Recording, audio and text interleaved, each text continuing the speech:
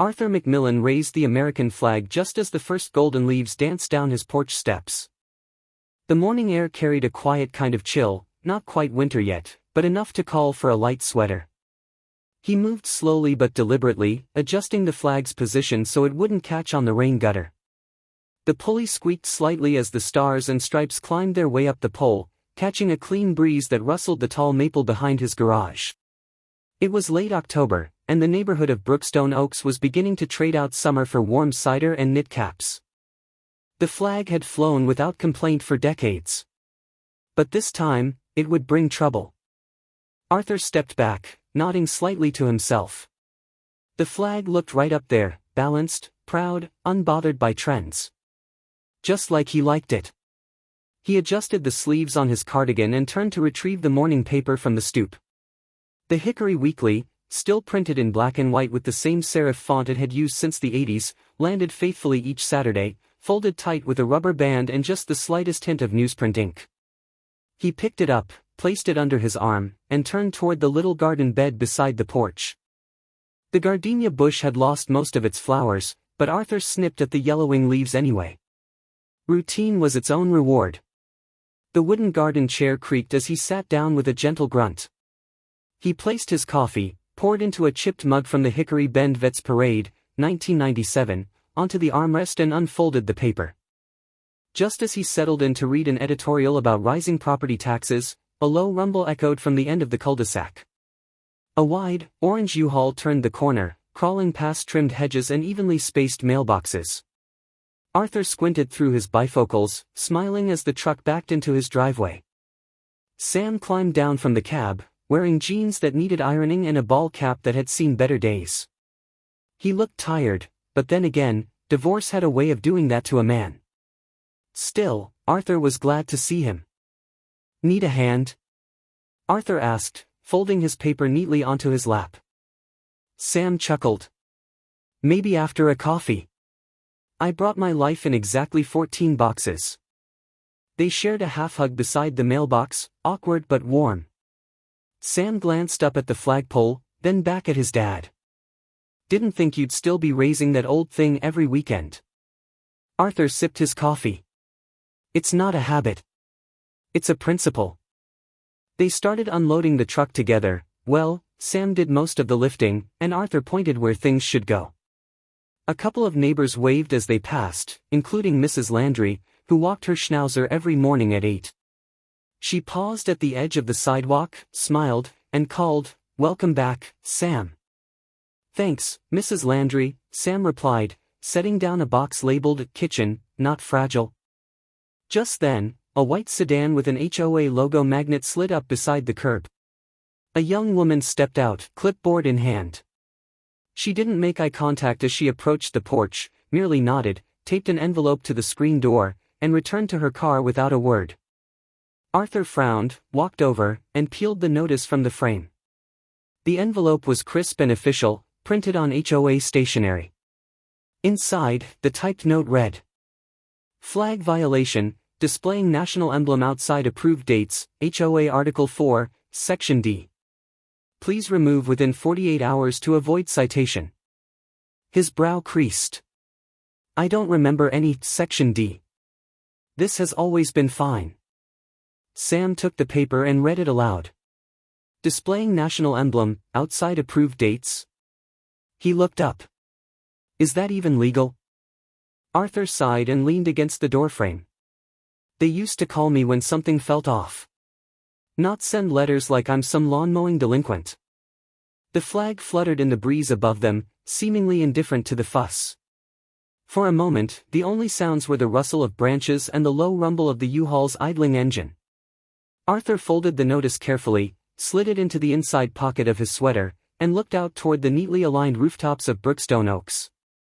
Most porches were empty, save for potted mums and pumpkin displays arranged for fall. Sam crossed his arms. Well, now they called the wrong guy. Let's pull the bylaws. At the monthly HOA meeting, Arthur stood in the back, unnoticed, until Loretta mentioned strict enforcement. He shifted his weight from one foot to the other, the worn linoleum under his shoes giving a slight squeak each time. The clubhouse hadn't changed much in 2 decades, same flickering ceiling light, same bulletin board with photos curling at the edges. A paper flyer from 2004 still hung on one corner, advertising a neighborhood barbecue with Arthur's name listed beneath, founding treasurer. It looked faded now, like a photograph left too long in the sun. Up front, Loretta Chase adjusted the microphone, her lips pursed in the way that signaled both control and impatience. Her navy blue blazer matched the thick campaign poster tacked to the back wall. Loretta Chase, order. Fairness. Results. She cleared her throat. This HOA, she said firmly, was founded on principles that matter. And those principles include strict enforcement of neighborhood standards. The words rolled off her tongue like lines from a political ad. Arthur, still standing near the coat rack, narrowed his eyes. Sam sat 2 rows ahead, arms crossed, leg bouncing with quiet energy. He hadn't touched the weak coffee in the styrofoam cup beside him. No one did, really. Loretta continued, reading from a binder filled with glossy pages. We recently issued citations for several code violations, including unapproved signage, excessive lawn ornaments, and premature flag displays. Arthur raised his hand politely, but Loretta didn't look his way. It was Sarah Delgado, the HOA secretary, who noticed. She nudged Loretta gently. Loretta turned, expression still firm. Yes, Mr. McMillan. Arthur stepped forward, keeping his voice measured. About the flag citation. Can you clarify what section of the bylaws prohibits that? I recall no such clause from the last revisions. Loretta smiled thinly. Article 4, Section D. It was updated last spring. You can find the amendment posted on the HOA website. Sam leaned toward the sidewall, scanning the framed policies hanging there. They were printed in large font, each page sealed behind cheap plastic. His brow furrowed. Arthur looked at Loretta. I wasn't notified of a vote to amend Article 4. The board approved it unanimously, Loretta replied, without missing a beat. All changes were conducted per proper protocol. Sarah looked up from her notes but said nothing. The other board members stared straight ahead. Sam stood now. Excuse me, but the structure of this policy doesn't even match the old bylaws. These aren't just revisions, they're rewritten. Loretta raised an eyebrow. Is there an objection to improving clarity? Arthur took a step closer, gesturing to the printed document. That paragraph, he said quietly to Sam, used to be mine, but not like that. Sam's eyes darted across the page again. He saw what his father meant. The phrasing was colder, stripped of the original context. Where Arthur had once written respectful seasonal display, the clause now stated strict adherence to designated flag display windows. One sounded neighborly. The other, like a fine waiting to happen. Loretta closed her binder with a soft snap. Rules are rules, she said flatly, even if some forget how they were made. There was no hostility in her tone, just finality. But Sam caught it. His gaze shifted from the document to her face, and he didn't blink. From the back of the room, a man coughed softly. The room was still. The smell of instant coffee lingered, mixed with the faint tang of old air freshener plugged into the outlet by the door. Arthur folded his arms. That's quite a memory she's betting on. Sarah began stacking her notes. Her hand trembled slightly, but she avoided eye contact. As the meeting adjourned and the chairs scraped the floor, Arthur and Sam walked toward the exit. The lights flickered once more overhead. Outside, a late autumn breeze tugged at the corners of campaign posters taped to the clubhouse windows. Arthur, to Sam, I still have the originals. Want to compare notes? Sam brushed dust off a plastic binder labeled Brookstone Oaks, fiscal year 2003. It was wedged between a tin of motor oil and a yellowed stack of gardening catalogs, right where Arthur said it might be.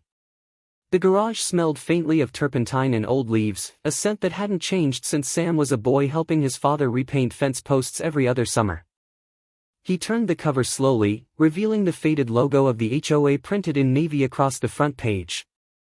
Inside, in a neat cursive that had held up against the years, was a short inscription, "Clarity builds trust." Arthur leaned over the folding table they had set up under the pegboard, one hand bracing himself, the other adjusting his reading glasses. "I typed that budget myself. Printer jammed twice. Never thought I'd be pulling it out again." Sam cracked a grin. "She probably hoped you wouldn't." On the table beside the binder, Sam's laptop hummed with a spreadsheet open, Loretta's posted budget for the current fiscal year.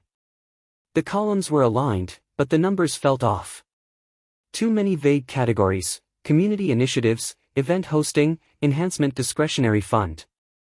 They began cross-referencing. Arthur flipped through the binder, fingers brushing against the tab dividers he'd hand-cut decades earlier. He pointed to a row labeled Resident Engagement, Flowerbed Grants, $1,200. Then to the new sheet on Sam's screen, where a similarly named entry showed $3,500 allocated, but no vendor or invoice attached. "This one," Arthur said, tapping with a red ballpoint pen, "never existed when we ran things. And certainly not at triple the amount."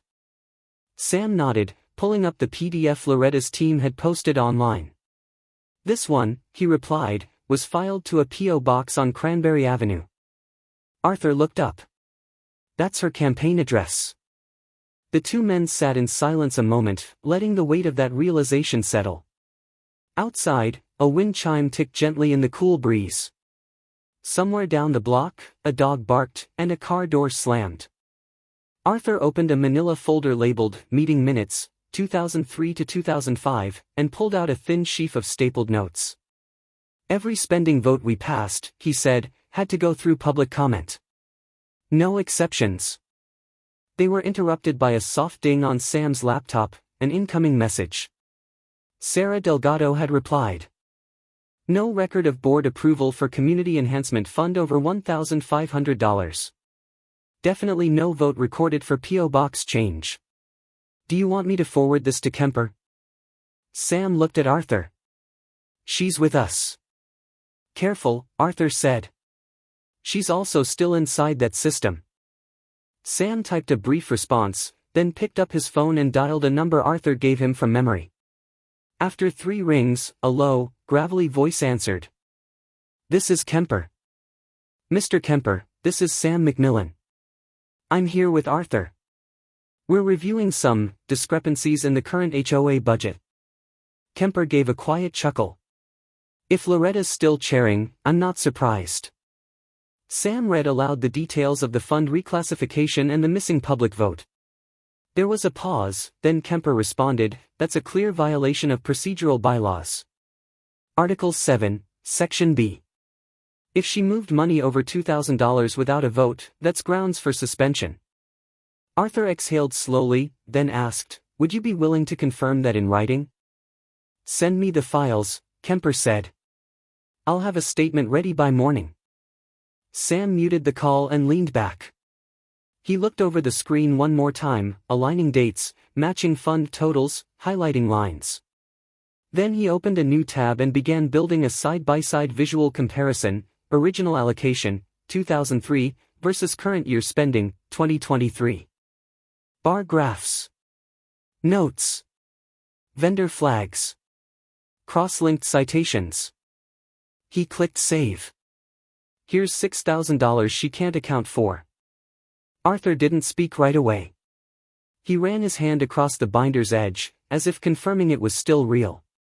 The old drafting desk nearby held coffee rings from decades of similar work, and the soft scratch of the red pen felt oddly comforting. He stood slowly, nodding once. "She built her castle on our rules. Time to shake the foundation." A glossy flyer with Loretta's face and the slogan, "Integrity in Action," landed on Arthur's porch, paid for with HOA funds. It lay crooked on the welcome mat, half tucked under the toe of Arthur's gardening boot. He bent over stiffly, picking it up with the same care one might give to a dead squirrel. The flyer was printed on thick paper, with a glossy finish and gold-trimmed edges, far fancier than anything the HOA had mailed in years. Sam looked over from the kitchen table, where he'd been marking up a spreadsheet with a red Sharpie. "New catalog?" Arthur handed him the flyer. Sam's eyes scanned it. "Nope. Propaganda. The words Community Renewal Fund proudly supports this initiative were printed in fine text beneath Loretta's smiling portrait.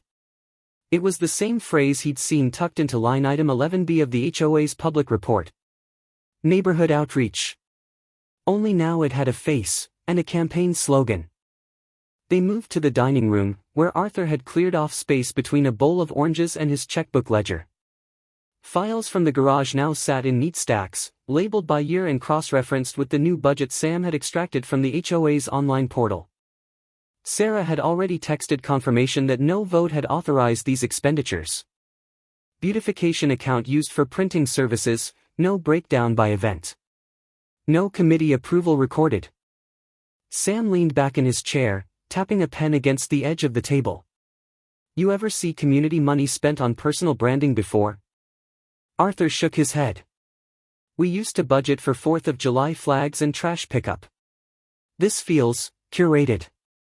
Outside, the wind carried the scent of burning leaves. Somewhere down the street, a mailbox creaked open, followed by the slap of something hollow landing inside. Campaign season was in full swing, even for HOA presidents. Arthur pulled out his phone and dialed a number from a vendor invoice attached to the flyer. A cheery automated voice answered, followed by a human one. This is Sparkline Print Company, how can I help? Yes, Arthur said, polite but firm. I'm inquiring about a print run for the Brookstone Oaks HOA, bulk flyers with the header Integrity in Action. Can you confirm the delivery address? Sure thing, sir. Let me pull it up. That was, yes, 2,500 units, delivered to, the voice paused, reading. P.O. Box 442, Cranberry Avenue. Arthur mouthed the address silently, his eyebrows drawing together. Sam's fingers flew over his keyboard, verifying what they both already suspected. That's the same box as her campaign registration, he muttered. Arthur ended the call, exhaled slowly, and looked out the window. Mrs. Fay Landry stood at her mailbox in her green bathrobe, reading a flyer just like the one Sam had dropped on the floor. Arthur stepped onto the porch and waved. Morning, Fay. She smiled, tucking the flyer into her robe pocket. Morning. Quite the production this year. I'll say this, Loretta's making things look real professional.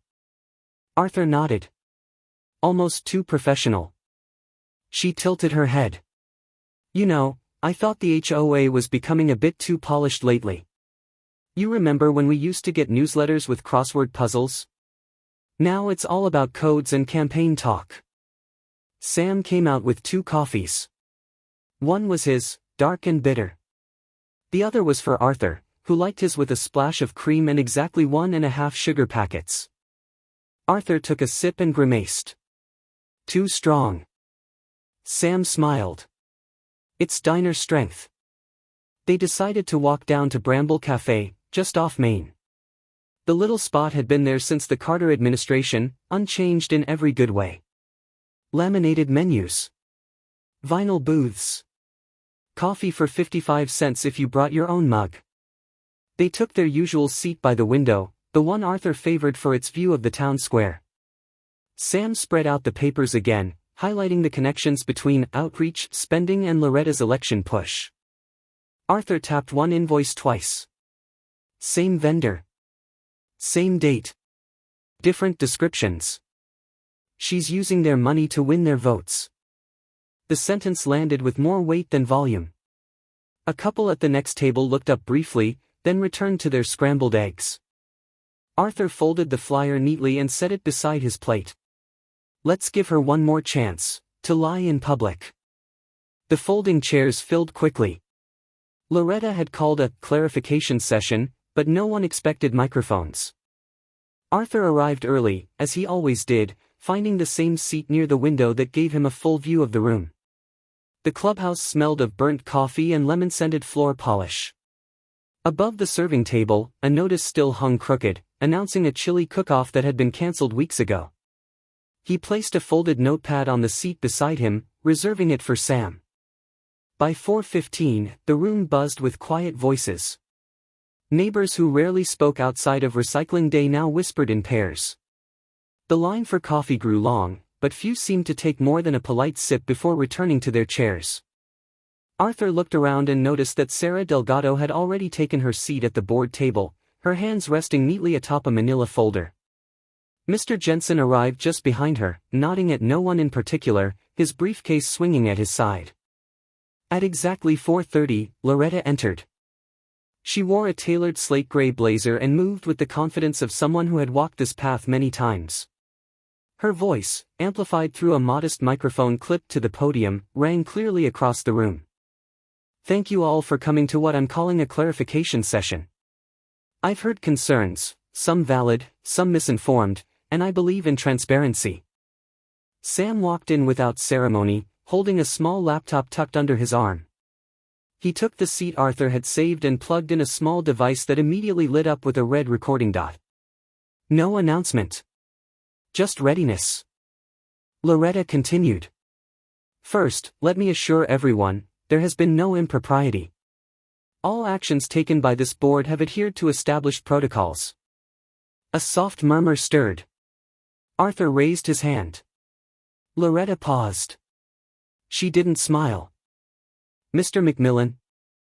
Arthur stood slowly, paper in hand. "Could you clarify what protocol allows campaign materials to be funded from the HOA's community outreach line?" Loretta adjusted the microphone. "It's a matter of interpretation. Community outreach includes messaging from board leadership. Even if that message includes your own face and election slogan." A few chairs creaked. A woman in the back adjusted her glasses and leaned forward. "I take my role seriously," Loretta said. "We aim to inspire participation. Visual engagement increases turnout." Sam quietly turned his screen toward the center aisle. On it, the budget appeared, side-by-side comparisons highlighted in red. One line item blinked softly: beautification, $3,500, flyer printing P.O. Box 442. Mr. Jensen cleared his throat. "Do we have an itemized list for that expenditure?" Sarah opened her folder without a word and passed several copies across the table. Arthur took one and handed it to the nearest neighbor.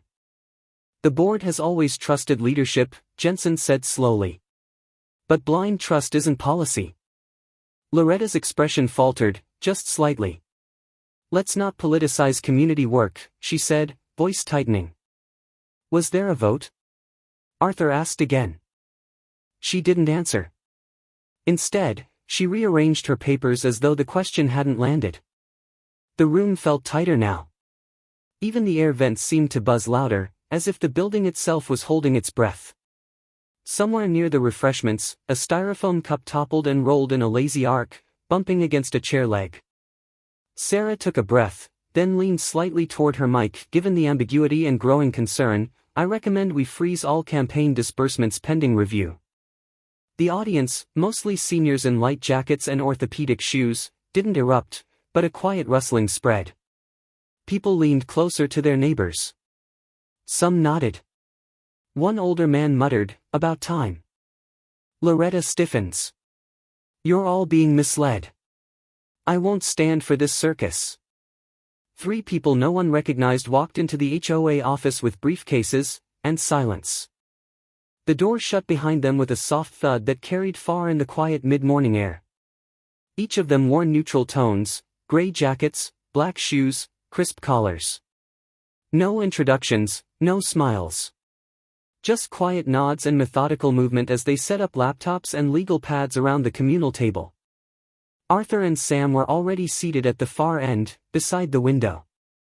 Outside, the last of the Halloween streamers still fluttered weakly from a nearby lamppost, left over from a fall fest that hadn't gone unnoticed in the latest audit. The HOA office was cluttered with seasonal relics and signs from Loretta's campaign: "Save Brookstone" buttons in a glass jar, a slightly deflated "Thank you for your vote" banner curled on the floor beside the printer. Sarah Delgado stood beside the copier, eyes scanning a stack of reports she'd been compiling since dawn. The machine smelled of warm plastic and fresh toner. The faint thump of the rollers echoed through the room like a ticking clock. Loretta arrived 10 minutes late. Her heels clacked loudly against the laminate floor. She wore a deep burgundy blouse under a charcoal blazer, the same one from her flyer. Her jaw was tight, her eyes steeled. When she saw the auditors, her step slowed, but she said nothing. "Morning," one of them offered, finally breaking the silence. Loretta gave a polite nod and sat down across from Arthur, not meeting his eyes. The lead auditor, a tall woman with wireframe glasses and a folder thicker than a phone book, opened the session. "We're here at the board's request to review itemized expenditures from March through November, focusing specifically on discretionary funds used for outreach and community event planning. Ms. Delgado, thank you for compiling the access logs." Sarah handed over a printed report, signed and time-stamped. "All records since the spring budget revision. All in sequence." The auditors began reviewing in pairs, one scanning digital entries, another flipping through printed ledgers. Sam, positioned beside the copier, opened his laptop and pulled up a timeline he and Arthur had finalized the night before. "May 3rd, he said, tapping the screen. "Funds moved from beautification to event engagement. No receipt.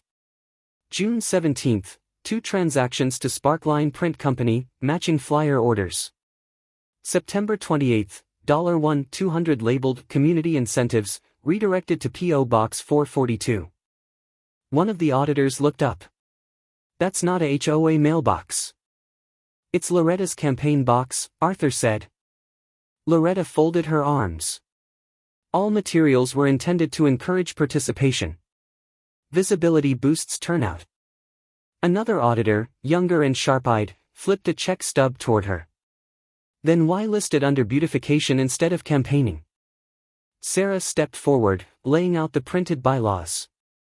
"This version here is the last legally adopted by board vote.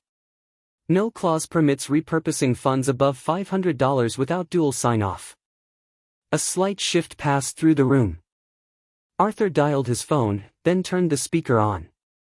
Mr. Kemper's voice filled the office, gravelly and unmistakable. "This is Kemper. I've reviewed the files forwarded to me last night. Reallocating campaign materials through beautification without a recorded vote directly violates Article 7, subsection B. That's not interpretation. That's breach." There was a long pause. Then the lead auditor nodded. "We will be issuing a formal notice of internal investigation effective immediately. Until the conclusion of this review, Ms. Chase, your authority as acting president is suspended." Loretta didn't speak. Her gaze flicked from the auditors to the papers on the table, then back to Arthur. Outside, several residents had gathered near the window. Mr. Bill Harris stood with folded arms beside Mrs. Landry. Their eyes tracked every movement, their breath clouding in the crisp air. Sarah handed out the final report, one for each board member. The pages rustled gently as they were turned. Sam closed his laptop and leaned back. Loretta glared at Arthur. "This neighborhood owes me everything." He replies calmly, "It owes you nothing it can't reclaim." For the first time in a decade, the HOA meeting had a line outside before the doors opened. The sun was just beginning to dip below the rooftops, casting long amber streaks across the parking lot. Folding chairs scraped gently across tile as people took their seats earlier than usual, filling the rows one by one. A few leaned against the walls, murmuring in hushed tones over styrofoam cups of hot coffee. The urn near the kitchenette hissed softly, releasing a faint aroma of oversteeped grounds. Arthur stood near the back, watching the room fill. He counted at least 5 faces he hadn't seen at a meeting in years. Sam stood beside him, hands tucked into the pockets of his brown canvas jacket, calm but alert. Near the front, Sarah Delgado placed a stack of neatly stapled reports onto each board member's seat. The pages were clipped, numbered, and initialed in her small, careful handwriting. She gave Arthur a quick glance, wordless, but steady. Loretta arrived 2 minutes before the meeting began. She entered without spectacle, wearing a navy overcoat and a pale scarf. Her steps were measured, her posture straight, but there was no mistaking the tension in her jaw. She took her seat without greeting the board or acknowledging the crowd. Her briefcase remained closed. Mr. Jensen called the meeting to order, tapping once on the old podium with a spoon from the coffee table. "We'll begin tonight by reading the findings from last week's audit, as requested by the acting board. He adjusted his glasses and began. The audit determined that between March and November, discretionary funds labeled under community beautification were reallocated without full board approval. In 3 instances, the funds directly supported materials bearing the likeness and messaging of a current HOA candidate. No vote was recorded. No dual authorization obtained. Loretta lifted her chin. This is a smear. Nothing was stolen. No money vanished. Every dollar went toward resident engagement. Jensen cleared his throat. Intent isn't what we're measuring here, Loretta. It's process. Arthur took a step forward, lifting a document from his folder. This is the original Brookstone Oaks Charter from 2003, signed and ratified by the founding board. He handed it to Jensen, who passed it down the line. It requires board votes for any expenditure over $500 that includes material distribution to homes. That hasn't changed. From her seat, Sarah stood and held up a thinner stack of papers. These, she said, are signed letters from 22 residents, expressing concern over the lack of communication, the redirection of funds, and the use of HOA resources for campaign-style outreach. A few neighbors in the crowd nodded visibly. One man in a flannel jacket gave a quiet thumbs up. Then Mr. Harris stood. He leaned on a simple wooden cane, one hand gripping the handle as though it steadied more than his weight. I once trusted this board, he said softly, voice just loud enough to carry. I don't anymore. A beat passed. No one interrupted. I've lived here since the road was gravel, he went on. And I don't recall ever needing flyers and slogans to know who cared about this place. We built this neighborhood with potlucks and shovel work, not polished ads and paid banners. The silence was profound. Even the heating vent, usually wheezing by now, seemed to still. Jensen looked around. The motion before us is to formally remove Loretta Chase as HOA president, effective immediately, based on violation of financial procedures and breach of board policy. He raised a hand. All in favor? Hands went up, board members, then residents. It wasn't unanimous, but it was clear. Loretta said nothing. She closed her briefcase, slowly, precisely. Stood. Looked down the center aisle, as though trying to memorize it. No one clapped. No one jeered. Only the soft shuffling of papers and the creak of her shoes on the floor. At the far end, she paused beside the coffee station, then continued past it and out the door. It clicked shut behind her. The room breathed again. Arthur sat down slowly, adjusting the crease in his sleeve. He didn't smile, but his shoulders dropped slightly, relief, perhaps, or something more tempered. Sam leaned toward him and whispered with a faint smirk. So, what do we do with her garden budget? Arthur's porch flag fluttered in the November wind, no longer alone. Up and down the quiet street of Brookstone Oaks, others had raised theirs too. Some flags were crisp and new, their colors vivid in the cold light, others were weathered, stitched at the corners, softened by years of quiet service. But they flew. Without rules. Without citations. Only respect. The porch steps had been swept clean that morning. Arthur sat in his usual chair, rocking slowly with a thermos of coffee cradled in his hands. The steam curled in lazy spirals, disappearing into the crisp, cedar-scented air. The sounds of laughter, the shuffle of folding chairs, and the soft buzz of conversation floated from the cul-de-sac. Residents had set up long banquet tables along the sidewalk. Mason jars of cider. Baskets of cornbread.